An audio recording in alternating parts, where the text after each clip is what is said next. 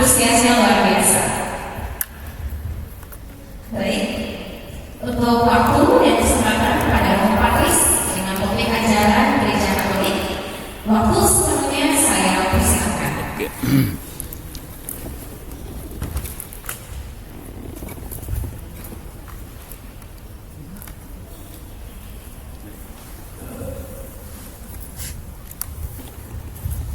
Baik, selamat pagi semua. Sampai kita bertemu bersama di tempat ini, syukur kepada Tuhan, di bawah tema Perahu Paroki Santa Maria Assunta, Maria diangkat ke surga, berjalan bersama membangun gereja Santa Maria Assunta yang partisipatif dan transformatif.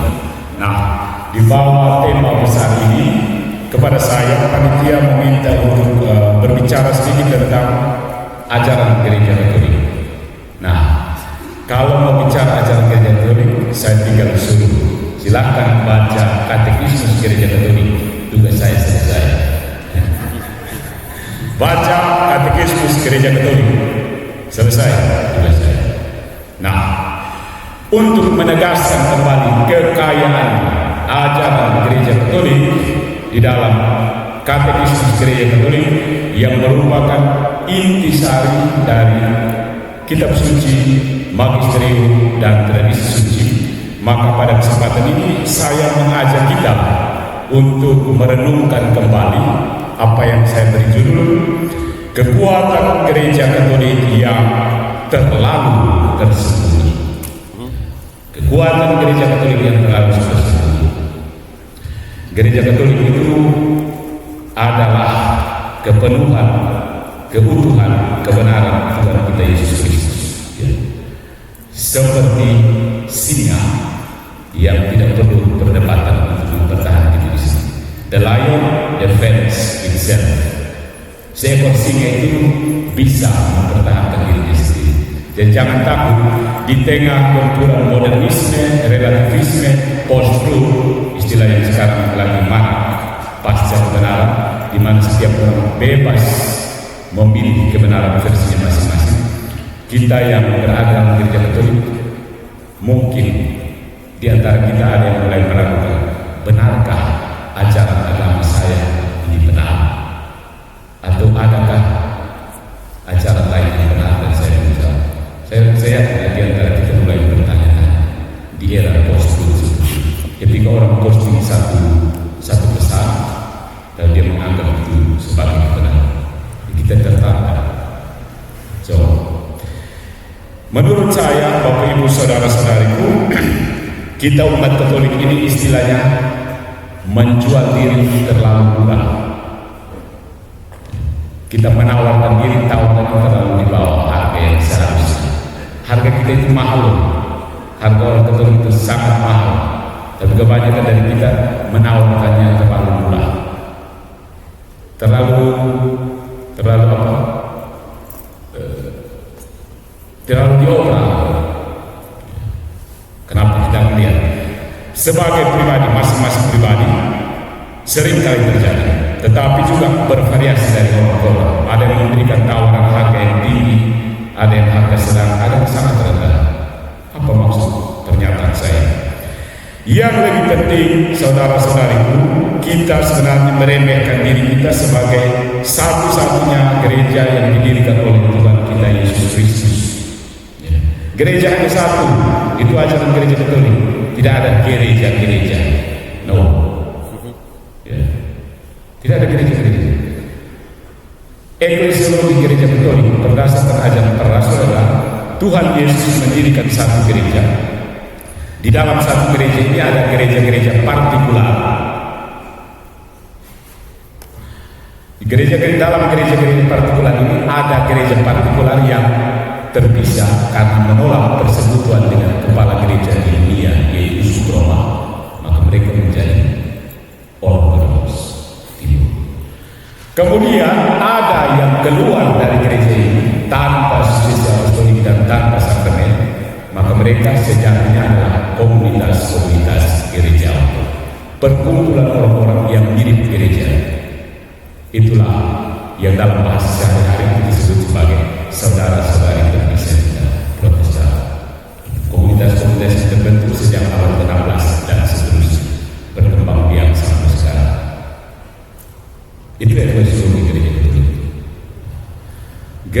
Kristus subsisten ada dan terus berlangsung di dalam gereja Katolik. Waktu mau dibahas dalam Konsili Vatikan kedua menyangkut extra ecclesia universalis, ada perdebatan panjang tentang kata subsisting. Nanti para teolog sendiri yang lebih tahu lebih lanjut tentang apa itu makna subsisting. Jadi gereja Kristus berada dan terus berlangsung di dalam gereja Katolik yang berpusat di Roma. Jadi kalau gereja mengklaim diri sebagai Katolik tapi tidak berpusat di Roma, itu fake, ya, bukan gereja Katolik. Oke. Kita tidak seperti yang seharusnya kita lakukan. Karena itu gereja tampaknya, kelihatannya tidak efektif dalam upaya untuk menginjili, menjadi lagi di dunia, dan untuk membentuk dan mempengaruhi budaya di mana kita hidup. Ya. Ingat, kita ini garam dan terang dunia. Nah, ada beberapa tanda harapan untuk kasus ini. Harapan sebagai kebajikan memiliki objeknya, yaitu kebaikan yang memang agak sulit tetapi bisa untuk dicapai. Jadi kita harus mengedepankan, melihat kembali sifat sejati dan kekuatan gereja yang memang agak sulit tetapi bisa jadi ini adalah kebaikan terpenting yang dibutuhkan oleh dunia kita zaman sekarang. Dunia ini butuh cahaya Kristus, lumen Kristi, lumen Gentium, terang kepada bangsa-bangsa. Itu harus, gerejanya harus menyala apapun supaya terang. Kalau gerejanya redup-redup, bagaimana dia bisa terang? Nah, harta karun yang saya maksud itu yang bisa kita, ada banyak sekali harta karun dalam gereja Katolik ini. Banyak sekali. 2024 tahun mau ambil mana, tinggal mana. Banyak. Tapi dalam pembicaraan singkat ini saya mengelompokkannya menjadi 4. Yang pertama moral, yang kedua spiritual atau rohani, yang ketiga itu liturgi, dan yang terakhir itu intelektual. Moral, rohani, liturgi, dan intelektual. Saya memperkenalkannya di sini sekedar preview dan nanti kita diskusikan bersama. Yang pertama, diskusi bisa dikembangkan setelah poin-poin. Yang pertama, moralnya. Seperti apa gereja dan dunia jika setiap orang Katolik di dunia ini menjalani kehidupan yang pada dasarnya baik secara moral? Maksudnya kita bertanya-tanya, kalau semua orang mencoba menjalankan kehidupannya dengan baik, kira-kira dunia ini jadi seperti apa? Seperti surga kan? Seperti surga. Jadilah kehendakmu di bumi seperti di dalam surga. Itu sebenarnya tuntutan moral yang subtil. Andai saja orang-orang Katolik ini berusaha untuk menghindari setidaknya dosa berat, jika mereka mengikuti perintah-perintah setidaknya dalam hal-hal berat, mendengarkan magisterium pastor paroki, mengatakan kebenaran, tidak mencuri, menerapkan prinsip-prinsip keadilan sosial, menjalani kehidupan suami istri mereka sesuai dengan humane vitae dan teologi turun, yang semuanya meskipun kadang-kadang sulit, sangat sederhana dan sangat bisa dilakukan. Bisa sekali, hanya orang mau atau tidak, karena persoalan free will. Ya. Dalam banyak hal, saudara-saudari yang terkasih, agama lain kelihatannya, tampaknya mengalahkan kita dalam skor-skor seperti ini. Perhatikan, bisa kita kelihatannya kita kalah dari kelompok religiusitas lain. Sayang sekali bahwa mayoritas umat Katolik tidak menjalani kehidupan moral yang integral, dan banyak yang telah meyakinkan diri mereka sendiri bahwa cara hidup yang mereka pilih, misalnya hidup bersama pranikah, kontrasepsi, ada yang baru tahu tentang kontrasepsi, sterilisasi, kerjasama dalam aborsi, keserakahan, kerakusan, korupsi, penipuan, dan lain-lain, adalah hal yang baik dan mulia. Ada orang sudah berpikir seperti ini.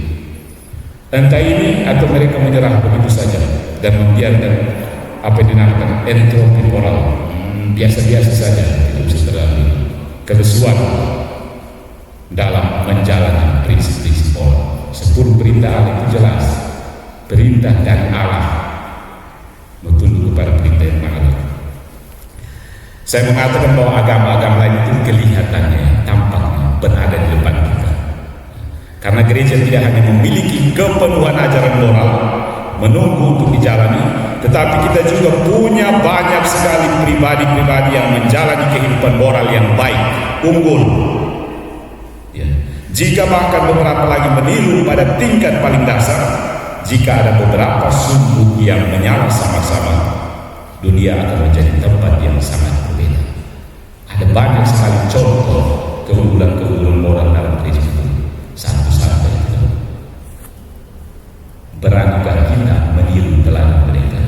Tiap kali bisa pagi selalu kita sebutkan minimal 1 moral kudus di sini. Tapi memang kita berani untuk mengambil langkah meniru mereka. Perintah Tuhan itu bukan perintah yang melayang-layang. Sudah banyak orang yang menjadi saksi bahwa perintah itu sanggup dijalankan. Itu yang tentang moral. Yang kedua, hal-hal spiritual, rohani. Jadi tidak ada yang namanya manusia yang baik secara alami, ya baik begitu saja. Dia dilahirkan baik, tidak harus belajar kebajikan.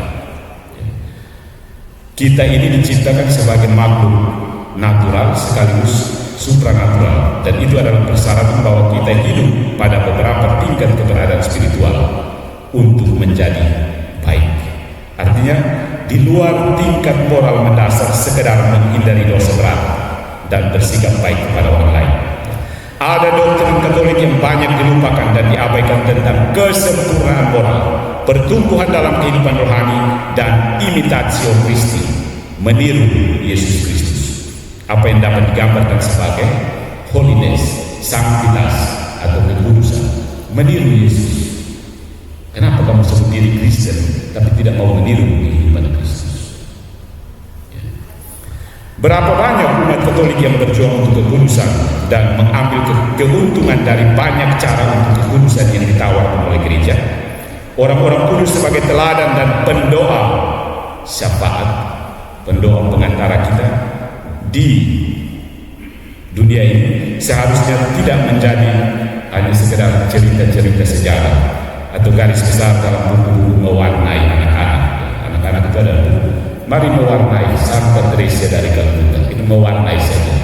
Itu bukan dimaksudkan seperti itu Santa Teresa untuk hanya diwarnai oleh anak-anak kita, atau disebut, atau hanya untuk sekedar disebutkan secara singkat nama mereka pada saat perayaan Ekaristi.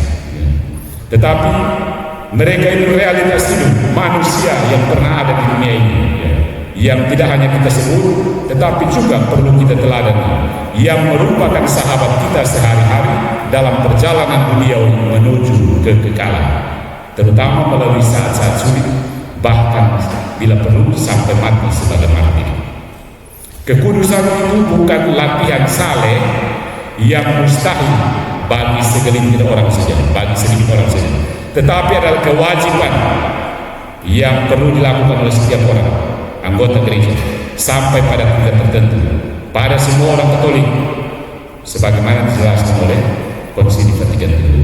Kekudusan itu tugas kita semua, bukan hanya tugas suster-suster atau tugas Romo Kadis dan Romo Patris.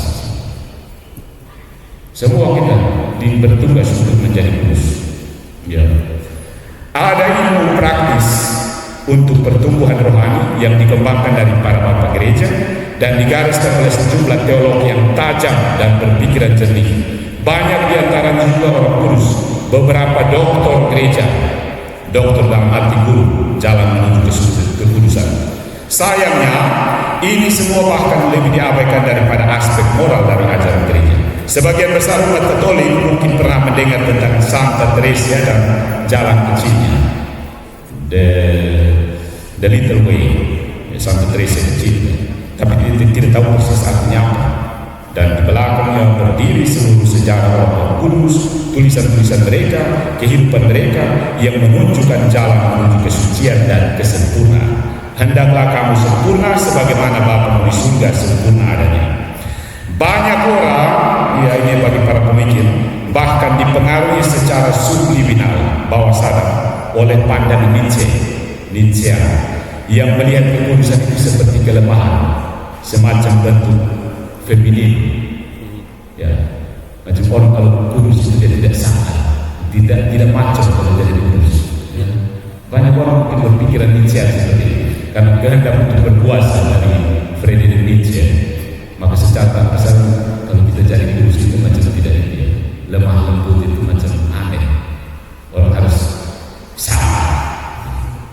Kalau dia samar tapi dia tegas, bukan tegas tapi sembarang berubah salah sih. Itu bukan kuat lagi, tapi itu bahkan gerasa kudus. Bahkan hanya sedikit yang tampaknya ingin menjadi kudus salah memahami apa artinya menjadi kudus. Pikir kudus itu maksudnya jangan berdosa. Tidak, bukan jangan berdosa, tapi mau untuk bertobat dari dosa. Mau untuk bertobat ini yang penting, bukan berusaha untuk tidak berdosa. Pikir soal dosa itu najis sekali. Begitu dia jatuh dalam dosa, dia selesai, dia mau datang lagi ke gereja. Padahal gereja kan bengkel orang dosa. Kekudusan adalah kekuatan, power bersama Kristus untuk melakukan segala sesuatu dengan baik. Jadi kekudusan itu artinya berbuat segala sesuatu dengan baik. Buat apa saja dengan baik. Masak dengan baik, bicara dengan baik, tofa kebun dengan baik, antar orang ojek dengan baik, itu menjadi kudus. Kamu pikir kudus itu apa? Kudus itu melayang-layang di udara. The little way. Santa Teresa dari Yesus menjadi kudus dengan hanya tukang setrika pakaian dia. Jadi mengerjakan dia dengan sangat mencintai pekerjaan, mengerjakan dia dengan sangat baik. Jadi jangan pikir kamu jadi kudus dulu baru bisa kudus. Ada beberapa orang yang tanya saya, apakah nanti kita yang awam ini bisa kudus atau tidak ya? Saya bilang awam ini dalam daftar para kudus itu awam lebih banyak daripada bruder dan saudara. Awam yang kudus itu lebih banyak daripada bruder dan saudara. Ya itu fakta. Jadi jangan pikir kudus itu harus jadi imam dulu baru bisa kudus. Dan yang berikutnya liturgi lebih penting. Ya, liturgi kalau bicara liturgi biasa banyak yang protes ya. Ini dalam banyak hal adalah aspek terpenting dan mendasar dari kekatolikan yang membedakannya dari kekristenan lainnya, non-katolik lainnya yang sama-sama mengaku percaya Kristus. Dengan Ekaristi sebagai sumber dan puncak dari semua perjuangan gereja.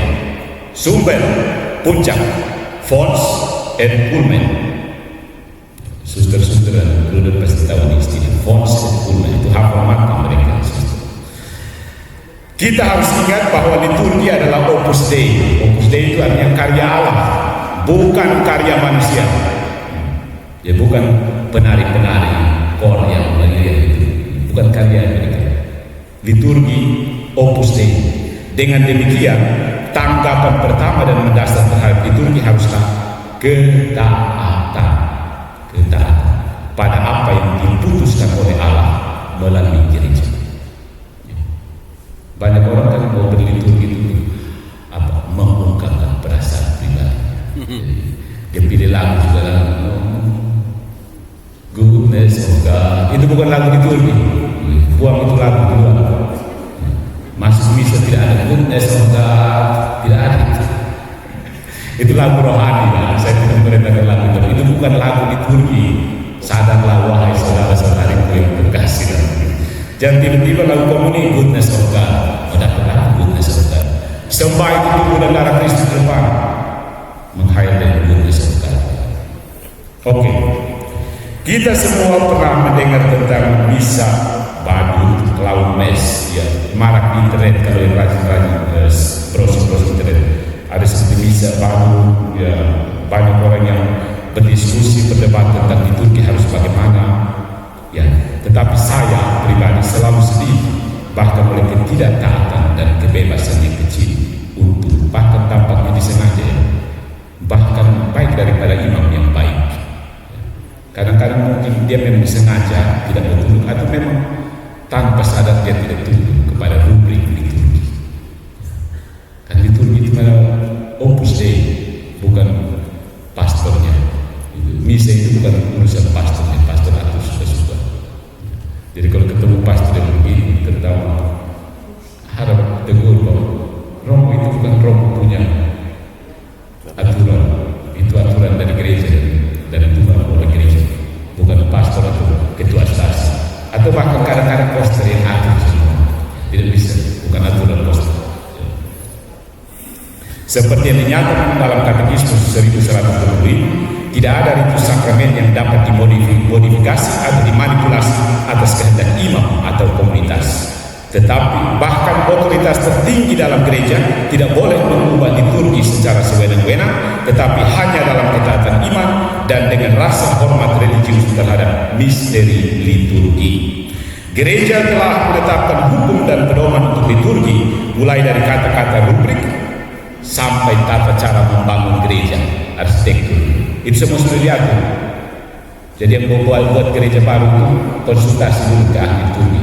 Jangan buat gereja seperti kita lihat macam aula pertunjukan saja.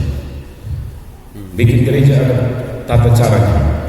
Sampai musik juga diatur, yang merupakan harta karun yang nilainya tak ternilai, bahkan lebih besar daripada senilainya. Itu menurut Sacrosanctum Concilium, artikel paragraf 112. Ya.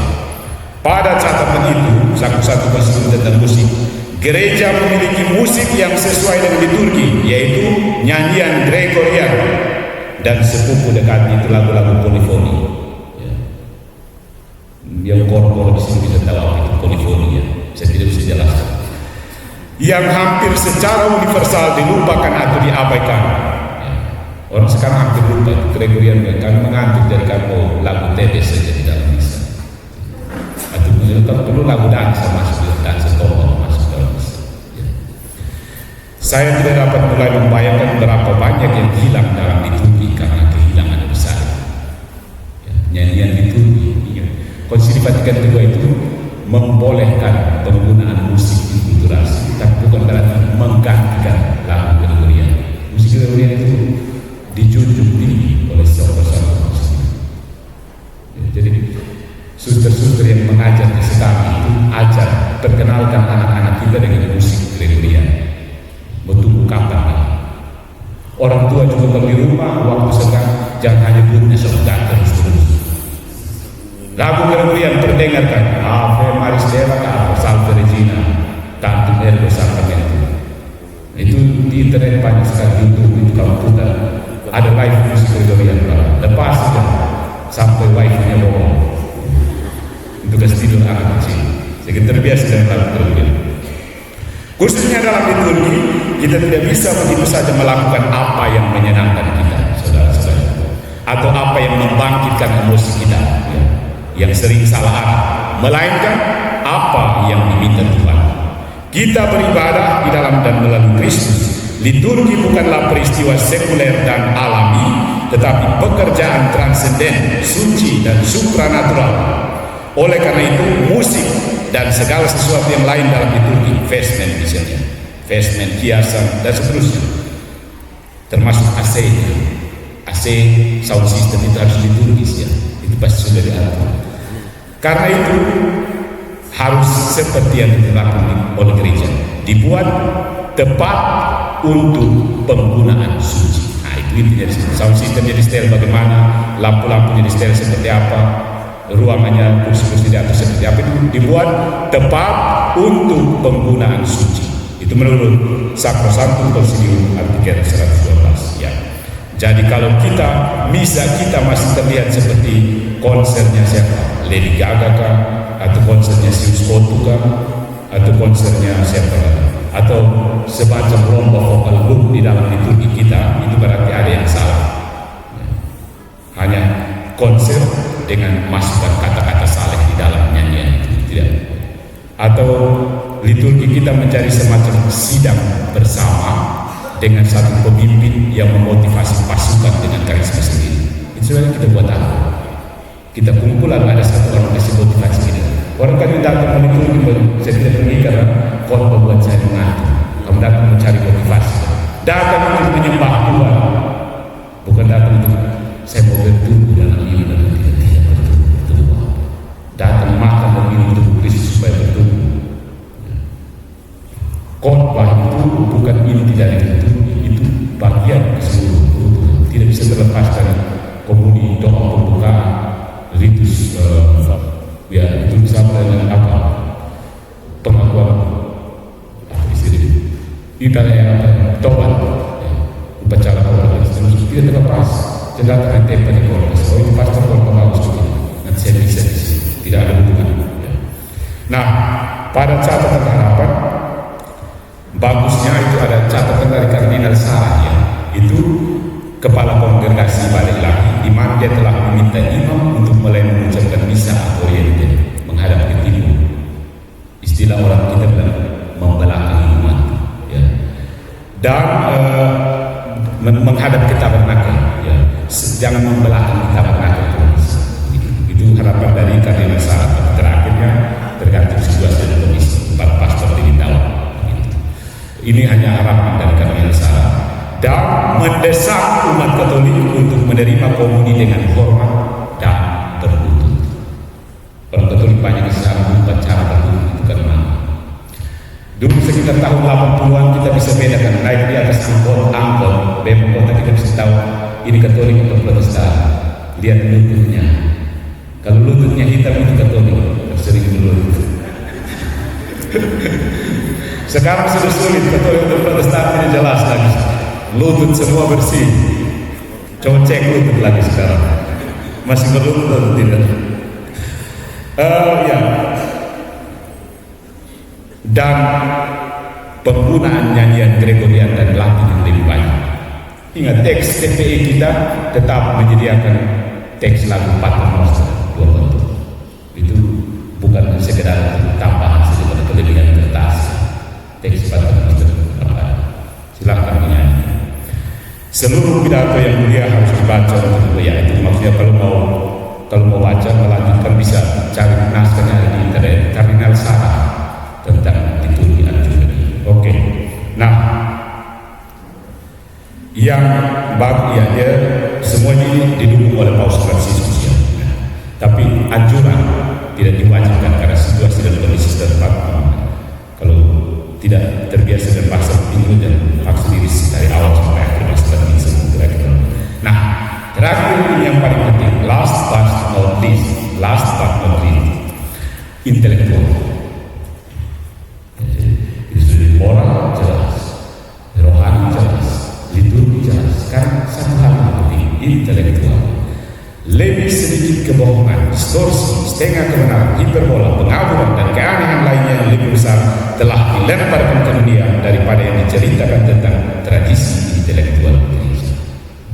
Ada terlalu banyak pemikiran-pemikiran yang berseliweran dan sedikit sekali orang yang berusaha menyebarkan tradisi intelektual gereja itu. Tradisinya sangat besar, tidak kalah dengan tradisi intelektual yang lain. Ini kurang diperkenalkan bahkan oleh mahasiswa-mahasiswa selipas dan fakultas filsafat teologi. Kurang memperkenalkan tradisi intelektual gereja itu, ya. Dan ya saya sedikit senang ya, bahagia menemukan diri saya berada dan bertugas untuk menyebarkan tradisi intelektual untuk orang-orang muda terutama di Seminari Tinggi Satu. Cerita berlanjutnya adalah bahwa gereja telah ini cerita yang apa?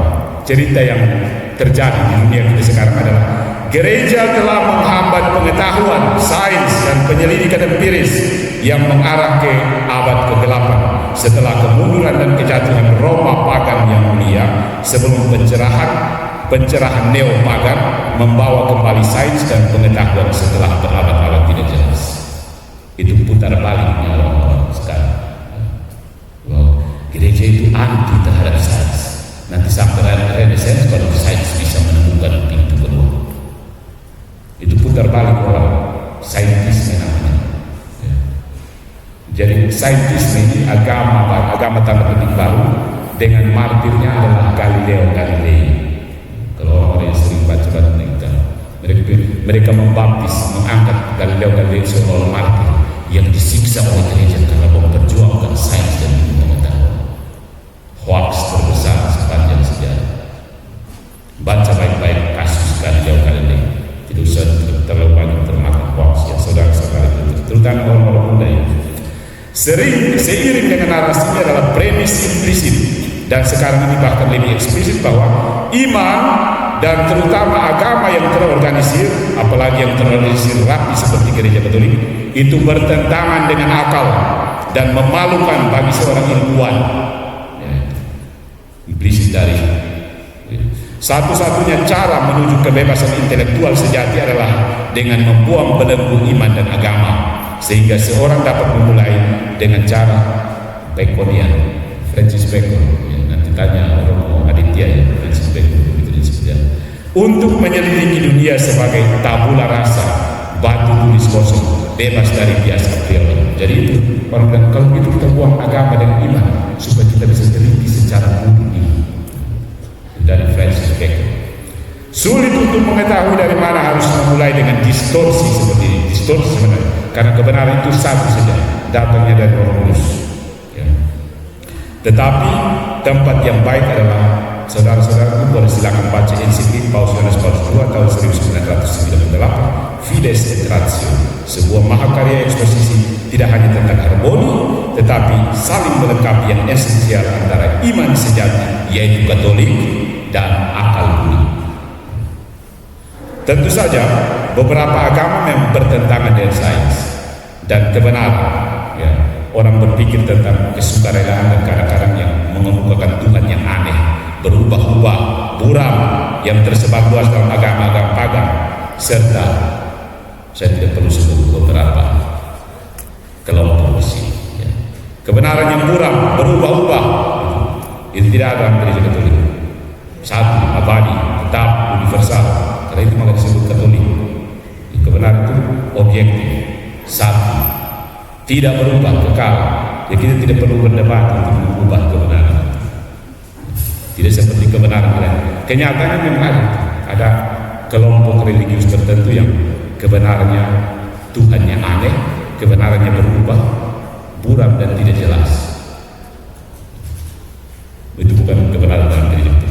Seperti yang ditunjukkan oleh Pierre Duhem, Pastor Stanley Jackie, Stephen Barr, dan seluruh beberapa orang, sekedar menyebut beberapa namanya. Teologi Katolik yang ketat, koheren, dan realis adalah bahkan dalam pengertian sejarah diperlukan untuk sains yang tepat. Teologi yang tepat, teologi yang ketat itu dibutuhkan untuk sains yang persis, precise, tepat. Ya. Gereja telah berada di garis depan penyelidikan intelektual ke dunia dengan beberapa benjolan yang tidak menguntungkannya dan tidak disengaja sepanjang jalan karena dosa-dosa manusia.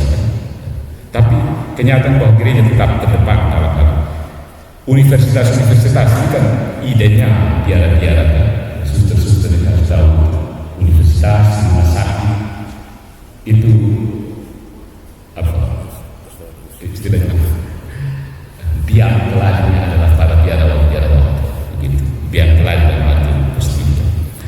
Gereja dan beberapa itu tentang menyadari. Kita terlalu sedikit menyadari betapa pentingnya iman untuk sains yang tepat. Percaya dulu, baru paham. Sains yang mau bagaimanapun umurnya bagaimana dia harus percaya. Hukum fisika misalnya, baru bisa menegakkan. Paham, baru bisa dia lanjutkan turunannya. Jadi harus believe, baru bisa. Sains bahkan harus mulai dengan percaya.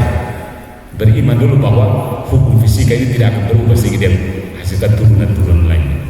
Kalau dia tidak percaya E sama dengan MC kuadrat, dia tidak bisa melanjutkan turunannya. Dia harus percaya. Terima percaya. Oke. Nah, apa yang digambarkan oleh Yohanes Paulus II sebagai metafisika yang diperlukan untuk penyelidikan intelektual. Dari para ilmuwan di sini belajar juga sedikit-sedikit mengenal metafisika realistik yang dianut oleh gereja Katolik. Bahkan di dalam gereja saya tahu, setidaknya pernah mendengar tentang banyak umat Katolik dan bahkan banyak kelompok yang meremehkan atau setidaknya meminimalkan pembentukan intelektual semacam itu. Kita percaya sih tidak bisa belajar. Yang saya maksud dengan pembentukan intelektual ini bukan segelintir katekese yang diterima di kelas waktu komuni pertama atau waktu mau terima sakramen Krisma atau di sekolah menengah SMA Katolik. Sekarang kan ada kan? Sekolah dari pemerintah, sekolah menengah Katolik, atau bahkan kelompok homeschooling lokal ajar anak-anak. Tetapi beberapa tingkat pencelupan masuk secara sadar ke dalam suasana intelektual Katolik, ya, tradisi intelektualitas Katolik. Penting mahasiswa-mahasiswa di sini harus berani masuk ke dalam, ya, karena masuk ke dalam sejarah intelektual dan doktrin gereja yang kaya dan budaya yang dia bantu bangun dan bentuk dari tradisi intelektual. Ya. Pius ke-12 mengajarkan bahwa umat Katolik harus memiliki pengetahuan tentang iman mereka yang sesuai dengan pengetahuan sekuler mereka. Seseorang tidak perlu menjadi akademisi atau berdedikasi pada kerasulan intelektual, menjadi dosen atau menjadi guru untuk menerima hal ini. Ya. Pembentukan pikiran seperti ini diperlukan juga bagi setiap orang Katolik sampai batas tertentu. Dalam banyak hal, ini bahkan lebih mendasar daripada liturgi, karena bagaimana seseorang dapat menghargai misa dan doa dan kehidupan moral tanpa pengetahuan mendalam tentang hal itu. Jadi kita tidak bisa salahkan kalau orang malas-malas datang gereja, dia tidak tahu misa itu apa. Jadi siapa yang harus menjelaskan apa itu misa? Bertunggu Romo Adi tiap kali keliling supaya jelaskan satu persatu. Sementara katekisme menjelaskan. Jadi kalau tidak tahu apa itu sakramen, kita tidak mau terima sama. Kita tidak tahu kenapa kita harus bawa kolekte ke gereja. Kita juga di kolekte ini minta buat apa? Ini apa? Ketua KUB tiap kali pemungut kolekte terus kita. Kita bertanya-tanya karena kita tidak tahu pengetahuan. Intelektual, kapasitas intelektual. Tahu dulu baru bisa mau. Kalau tidak tahu pasti tidak mau kan. Oke, jadi tidak perlu untuk jadi akademis, tidak perlu jadi dosen, jadi guru untuk tahu hal-hal seperti itu kan. Ya, itu banyak hal benar. Jadi, nah dari keempat hal ini saudara-saudara, kita tidak boleh puas hanya dengan ketaatan dasar. Jangan bilang sudah kami taat saja kepada Romo atur saja, kami taat. Itu juga melemahkan, terlalu tersembunyi. Sudah pastor pergi dulu saja, kami ikut saja, amal pastor. Itu juga bahaya. Ya. Meskipun memang kita senang kalau orang mulai dengan seperti ini, mulainya harus seperti ini. Sudah kami ikut Romo, kita mulai dengan seperti ini. Tapi harus terus berkembang, bukan mulai dan berhenti saja selesai. Taat saja sudah selesai. Romo bawa pemanis dalam seperti ini. Mulai dengan ikut petunjuk dari pimpinan kita. Kita harus berjuang untuk kesempurnaan seperti yang diperintahkan Kristus, untuk menghindari tidak hanya dosa berat, tetapi juga dosa ringan, untuk melampaui minimum dasar kehidupan rohani, dan berjuang untuk kesucian, untuk menjalani kehidupan liturgi yang penuh, melampaui misa minggu 1 jam seminggu, dan untuk menambah keindahan, kemegahan, dan kesempurnaan liturgi. Sudah nanti hari Minggu kita ambil ada bakti saja, tidak usah latihan sudah. Itu juga bahaya. Dan tentu saja untuk menyelidiki tradisi intelektual gereja yang mencakup budaya Kristen kita, kita harus menawarkan, memberikan kepada Allah dan kepada dunia yang terbaik, the best dari apa yang diberikan oleh gereja. Jadi itu gereja itu sarana yang berhubung dari Tuhan, dirikan gereja supaya keselamatan sampai kepada gereja, menyediakan semua. Dan kita pakai ini memberikan yang terbaik dari kita kepada Allah dan kepada sesama, kepada dunia. Give your best. Ya. Jadi bahkan jika umat Katolik melakukan hal yang minimal, meskipun kita melakukan hal yang minimal, betapa berbedanya tempat kita di dunia. Kalau kita berani untuk melakukan yang minimal saja, itu surga mulai terasa. Makanya saya pernah melontarkan pernyataan surga itu adanya di gereja Katolik. Surga itu ada di gereja katolik. Mau masuk surga, masuk gereja katolik. Selesai. Putar-putar di luar mencari apa? Ya. Seperti Naaman, si penderita kusta, ini kita Alkitabiah sedikit ya, Romawi ya. Yang disuruh mandi 7 kali di sungai Yordan yang sederhana, sementara dia berpikir bahwa terjun ke sungai-sungai suriahnya sendiri lebih disukai. Berapa banyak kusta dunia yang akan dibersihkan oleh ketaatan sederhana umat Katolik. Mulai dengan obediensia sicut cadaver, taat seperti mayat.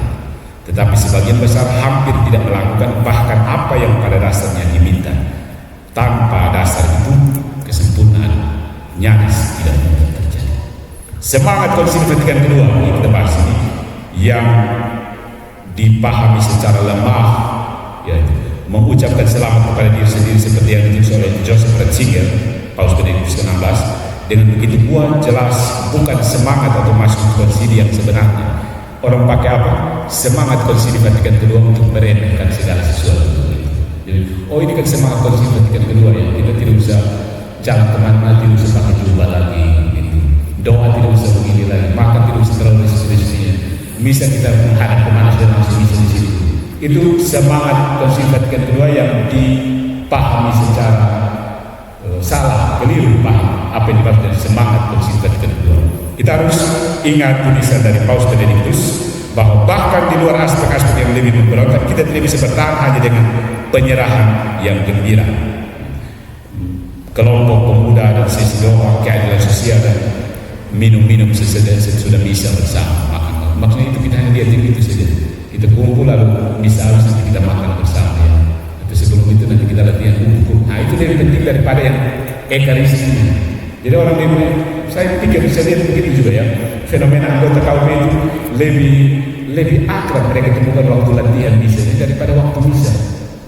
Dan sesudah misa waktu mereka makan lebih akrab. Itu hanya semacam apa sih? Tidak ada. Itu yang mereka namakan semangat Konsili Vatikan. Bukan dimaksud Konsili Vatikan II yang kamu latih nyanyi dan makan sesudah misa. Puncaknya di misa. Karena orang pikir tidak, kami tidak ikut misa, kami siap masak supaya misa kita makan. Nah, itu tentang ya.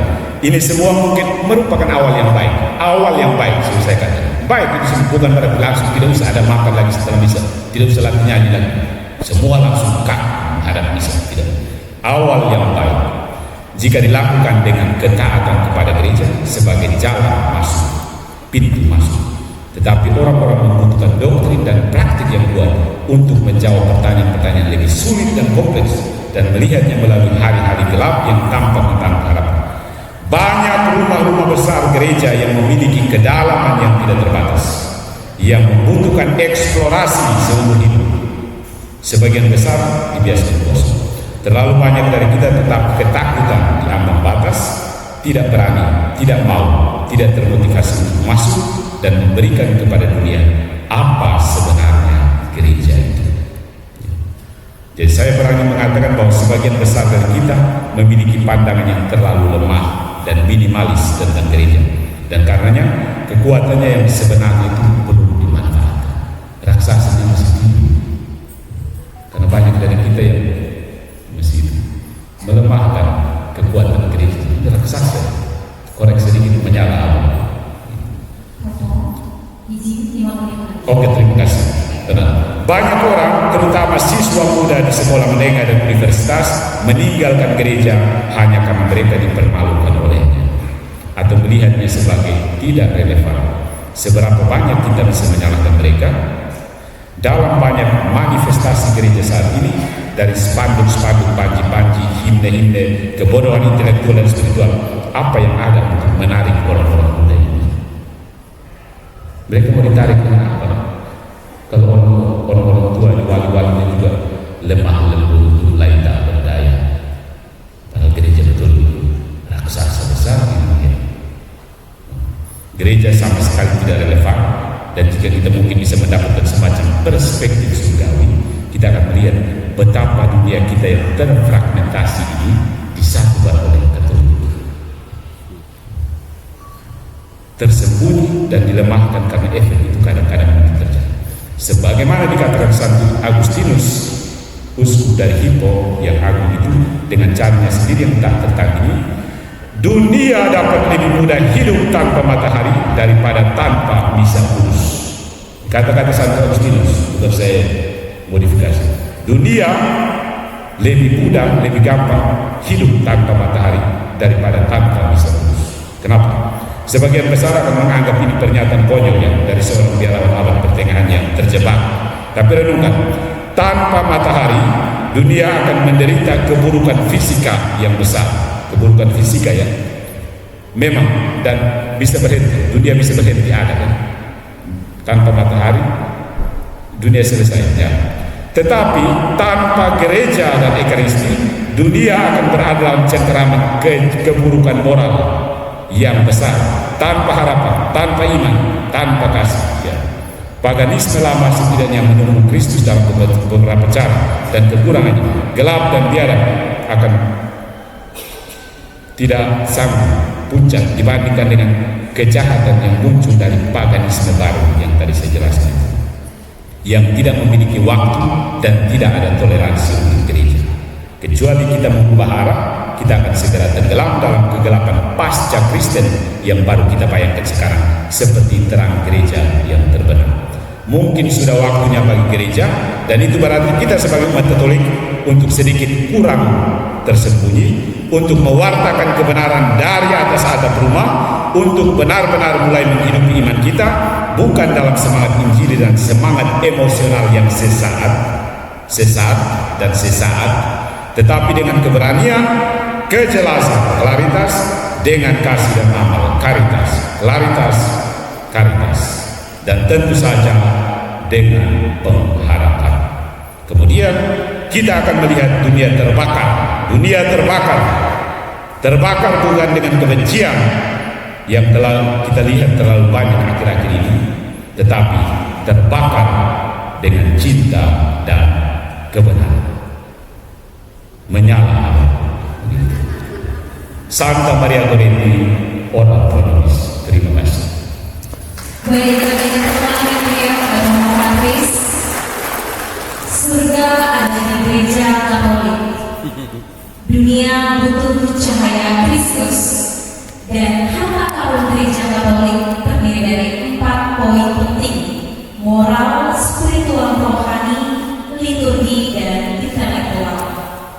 Terima kasih Romo materinya sangat membawa pengetahuan bagi kita semua, menambah wawasan kita terkait dengan ajaran agama Katolik. Dan tentunya saya melihat banyak sekali teman-teman semua sangat antusias, serius memperhatikan Romo dan mencatat. Pastinya sudah banyak pertanyaan ya, apalagi Bapak 3 orang di depan ini sangat antusias sekali dari mencatatnya. Disimpan dulu ya Bapak pertanyaannya. Untuk itu kita akan lanjut bersalin itu di rumah sakit pada materi yang kedua.